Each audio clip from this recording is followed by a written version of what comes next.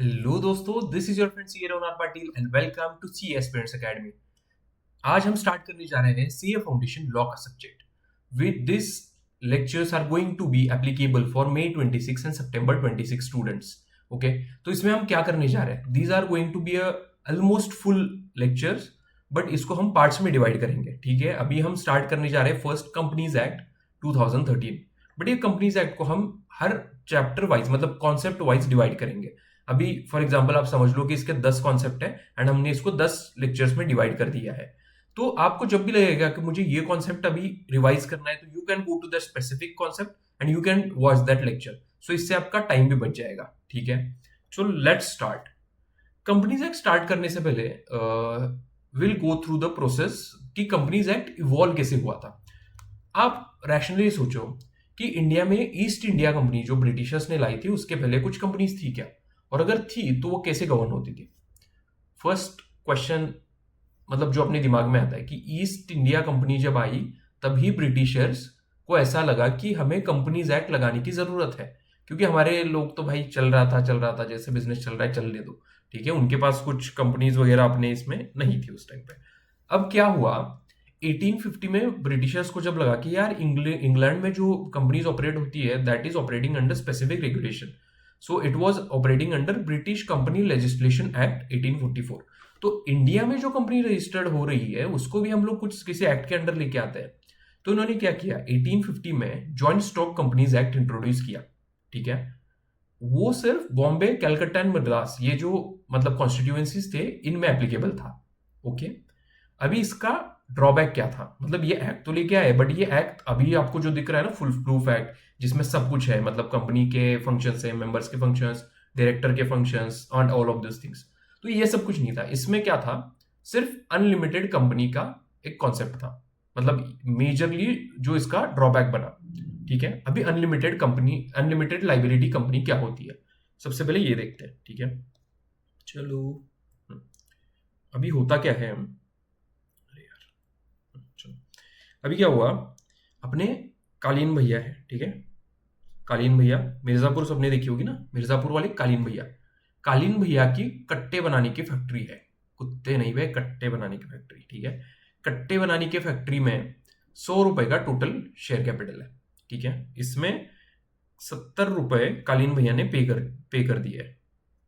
Okay, 30 रुपए कालीन भैया का अनपेड शेयर कैपिटल है। ओके, ये कालीन भैया का शेयर कैपिटल है कट्टे की कंपनी में, मतलब ये कट्टे प्राइवेट लिमिटेड। ठीक है, अभी क्या होता है, इसको इस पे पड़ जाती है कुछ गवर्नमेंट की रेड और इस पे आ जाती है 200 रुपए की लाइबिलिटी। ठीक है, अब हम क्या बोलेंगे कि कालीन भैया 200 रुपए के 200 रुपए तो नहीं देंगे। क्यों नहीं देंगे? क्योंकि कालीन भैया का तो मतलब शेयर जो है वो 100 रुपए तक है। ठीक है, 70 रुपए उन्होंने ऑलरेडी पे करके रखा है और 30 रुपए अनपेड है। इतना ही कालीन भैया ने लॉजिकली तो देना चाहिए।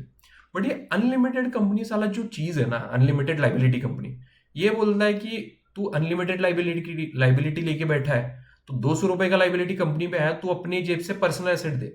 तो अपना शर्ट बेच, चड्डी बेच, बनियान बेच, जो बेचना है बेच, 200 रुपए तुझे कंपनी को देने पड़ेंगे। तो ऐसे अभी कालीन भैया की लाइबिलिटी क्या बनी, 200 रुपए। तो ये इसका सबसे बड़ा ड्रॉबैक था। ठीक है, जो फर्स्ट ज्वाइंट स्टॉक कंपनी बना एक्ट 1850, इसमें सिर्फ अनलिमिटेड लाइबिलिटी कंपनीज डिफाइन थी। अब क्या हुआ, इनको लगा कि यार ये तो गलत हो रहा है, तो इसको अपने को रिवाइज करना पड़ेगा। तो ये लोगों ने थोड़ा रिसर्च किया 1857 में जाके इन्होंने इसको अमेंड किया। ठीक है, जॉइंट स्टॉक कंपनीज एक्ट 1857। अभी इसमें इन्होंने क्या किया कि लिमिटेड लाइबिलिटी भी लाया और अनलिमिटेड लाइबिलिटी भी लाया।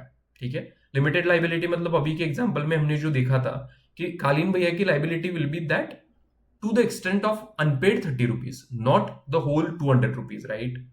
ठीक है, बट इसमें एक प्रॉब्लम था यार, वापस एक प्रॉब्लम, मतलब ये साला कुछ कर ही नहीं सकते ठीक से। इन्होंने क्या किया कि अभी लिमिटेड लाइबिलिटी में भी बैंकिंग कंपनीज को बाहर रखा। ये साला करना तो एक टाइम में करो ना सब कुछ। ठीक है, तो चलो चलो चलो चलो 1860 में आए हम लोग। 1860 में इन्होंने अमेंडमेंट लाई, जॉइंट स्टॉक कंपनीज एक्ट 1860। अब इसमें इनको ध्यान आया कि लिमिटेड अनलिमिटेड लाइबिलिटी कंपनी दोनों को रखो। ठीक है, सॉर्टेड। फिर बीच में बहुत सारे अमेंडमेंट हुए, ये मैंने कवर नहीं किए, जो मेजर और जो थोड़ा इंपॉर्टेंट लगे that acts only I have covered. उसके बाद हम आते हैं 1913 के इंडियन कंपनीज एक्ट 1913 में। यहाँ पे first time Indian companies act introduce हुआ, ठीक है। This is going to be a base for in companies act 2030, मतलब यहाँ से कंपनीज एक्ट इवॉल्व होना स्टार्ट हुआ था, ठीक है। बेसिकली ब्रिटिश कंपनीज एक्ट आया था 1908 में, उसको ही इन्होंने कॉपी पेस्ट करके, मतलब कॉपी पेस्ट नहीं, उसको इंस्पायर होके उससे इंडियन कंपनीज एक्ट 1913 बनाया, ठीक है। इसमें इन्होंने क्या बोला कि डिटेल फंक्शन ऑफ कंपनीज अभी इंट्रोड्यूस हुई कि कंपनीज क्या फंक्शन कर सकते हैं। उसके बाद मेंबर्स के फंक्शन इसमें इंक्लूड नहीं थे अभी तक, मतलब मेंबर क्या कर सकते हैं, डायरेक्टर्स क्या सब कर सकते हैं, इसमें कुछ नहीं था। बट उसमें आरओसी, एनुअल फाइलिंग, ऑडिट की कुछ प्रोविजंस, प्रोस्पेक्टस क्या होता है, वो सब इसमें ये कॉन्सेप्ट ये लोग लेके आए। बट इसका मेजर ड्रॉबैक अभी क्या था कि मेंबर के फंक्शन अभी तक इंक्लूड नहीं किए थे 1913 के कंपनीज एक्ट में। तो चलो नेक्स्ट चलते, भी अभी आया 1936 का कंपनीज एक्ट। तो इसमें क्या हुआ कि फंक्शंस, कंपनी के फंक्शन डिफाइन किए। ऊपर क्या ड्रॉबैक था, मेंबर्स के फंक्शन डिफाइन नहीं थे, मेंबर्स के, मैनेजमेंट के, एजेंट्स के, सबके फंक्शन डिफाइन किए इधर, ठीक है। तो अभी मतलब पहले से देखते देखो 50 का आया, 1850 का आया। 1850 में उन्होंने क्या बोला कि अनलिमिटेड लाइबिलिटी कंपनी बोला सिर्फ। 1857 में इनको रियलाइज हुआ कि यार नहीं नहीं, लिमिटेड भी लाना चाहिए। लिमिटेड लेके आए, बट उसमें से बैंकिंग कंपनीज को बाहर रखा। अब 1860 में उनको समझ में आया कि यार बैंकिंग कंपनीज को तो अंदर रखना चाहिए था, उसको क्यों बाहर रखा। तो इन्होंने क्या किया कि लिमिटेड एंड अनलिमिटेड दो लाइबिलिटी कंपनीज को डिफाइन किया।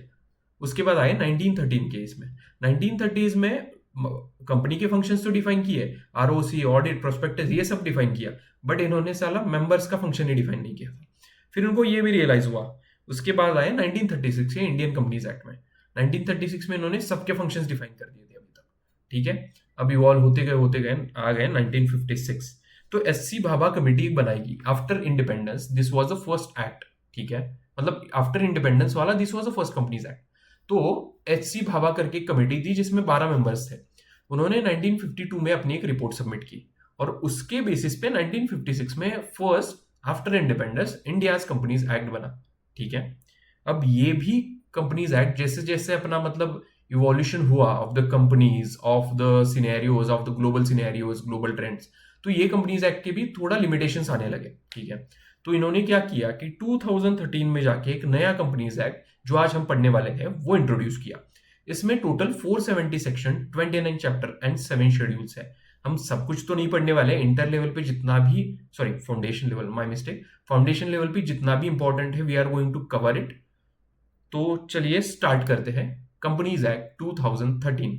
Hope you guys are enjoying this videos and this is, मतलब ये आपके सिलेबस में नहीं था, but I thought it is important कि आपको थोड़ा सा इंटरेस्ट आए यार, वो मतलब ये कंपनीज एक्ट आया कहाँ से, इवॉल्व कैसे हुआ, तो that should be in our mind before reading this to companies act 2013। तो नेक्स्ट पार्ट हम कवर करेंगे नेक्स्ट वीडियो में। Okay, thank you so much. If you like this video, do like, comment and subscribe this channel. Thank you so much.